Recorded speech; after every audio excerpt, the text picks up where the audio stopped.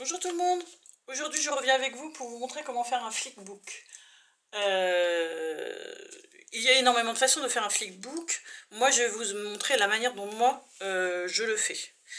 Je vous en montrerai d'autres façons de le faire dans d'autres vidéos. Pour le moment je vais vous montrer celle-ci. Donc sur celle-ci il va vous falloir deux feuilles de 30-30 ou de 12 inches sur 12 inches. Donc il va vous falloir soit une scorpale, soit une règle et un plioir, comme vous voulez. Donc il va vous falloir faire un pli à 6 inches ou à 15 cm. La tournée faire pareil. Donc ça va vous faire 4 carrés de 15 cm sur 15 cm chaque carré. Vous faites pareil sur la deuxième feuille. Ensuite vous prenez la première feuille et vous allez la plier en deux.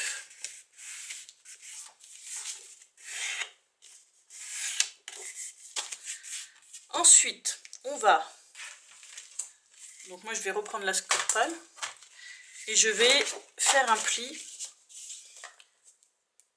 à 2 inches. Donc ce qui va vous faire à 5 cm pour vous. Enfin, pour ceux qui n'ont pas la scorpale, du moins. Donc une fois que j'ai fait ceci, je vais couper donc juste ici.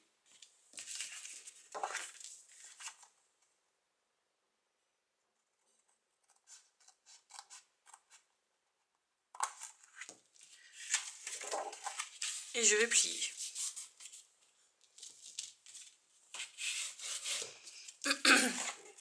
Ce qui va vous donner ceci.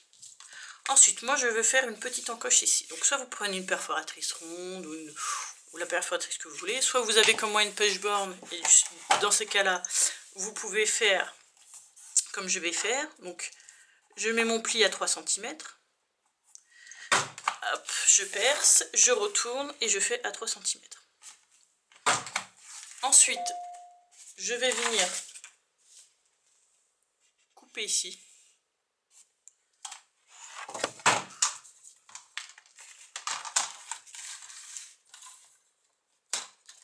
Donc, je vais faire de l'autre côté pour que la découpe soit plus nette.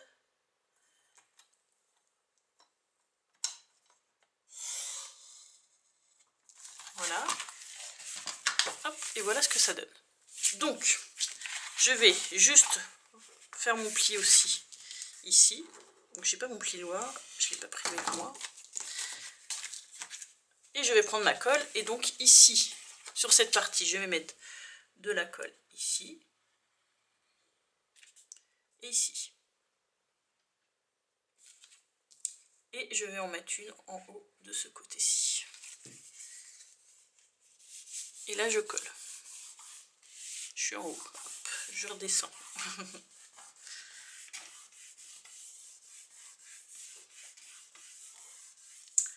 Je n'oublie pas de faire ce petit rabat. Donc je mets la colle juste sur les côtés et je colle.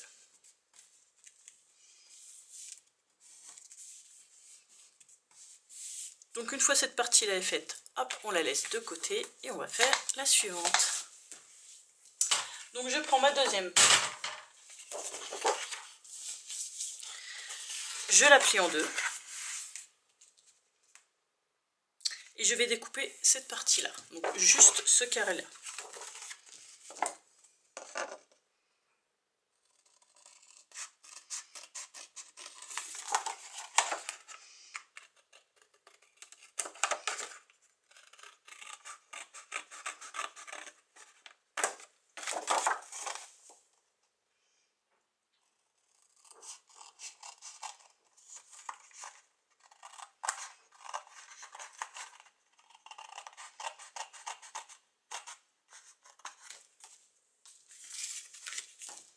Qui va vous donner ceci.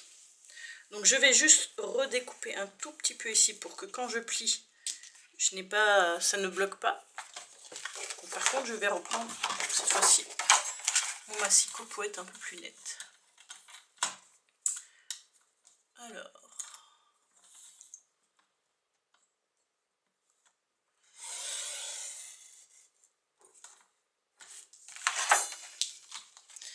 Et ensuite, je vais reprendre ma Scrapal.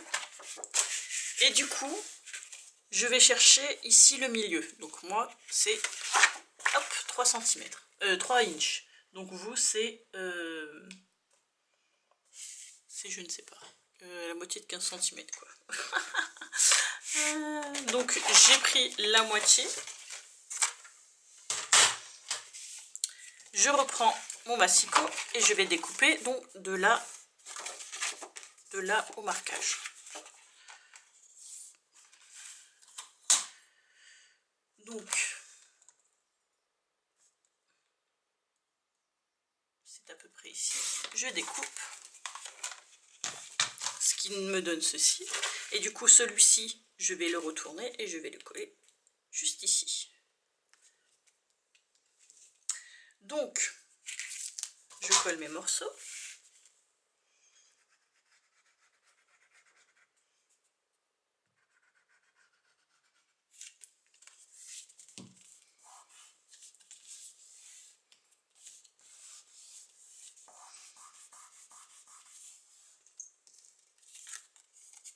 Je fais pareil sur la plus petite. Je colle donc ce côté et ce côté. Ah non, alors je mets la colle pas au bon endroit.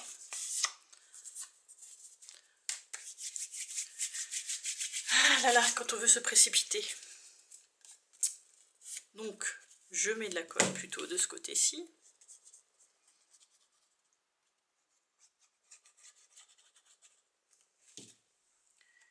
Et je vais coller.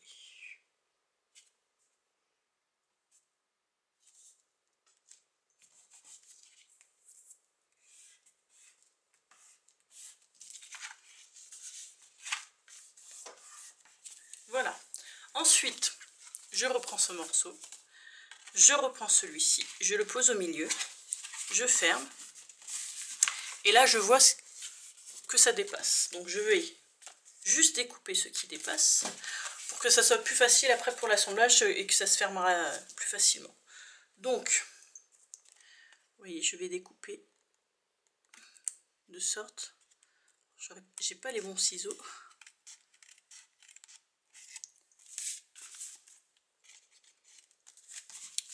J'ai vraiment pas les bons ciseaux.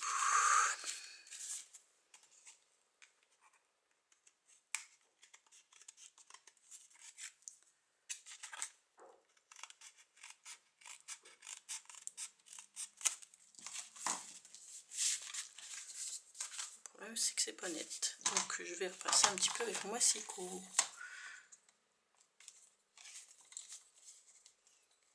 Alors moi je fais ça avec mes grands ciseaux qui coupent bien, mais j'ai ma fille qui adore me le piquer. Du coup après je le cherche partout.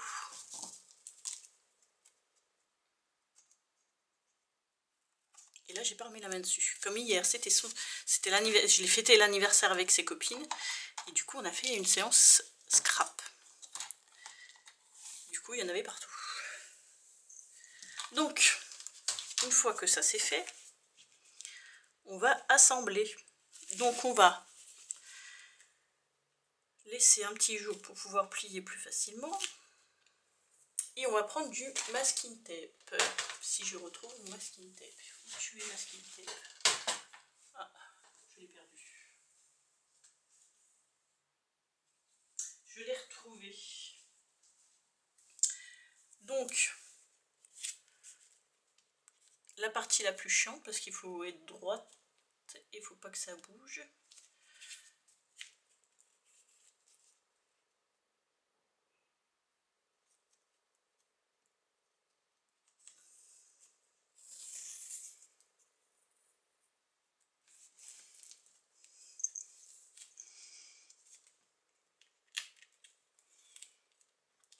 Voilà.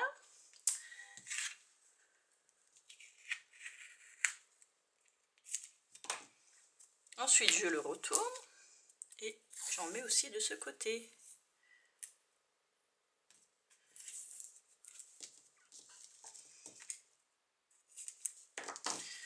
Donc ensuite, je découpe le surplus.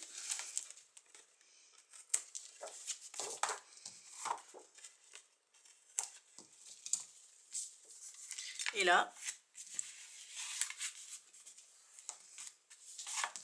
ça se ferme très bien.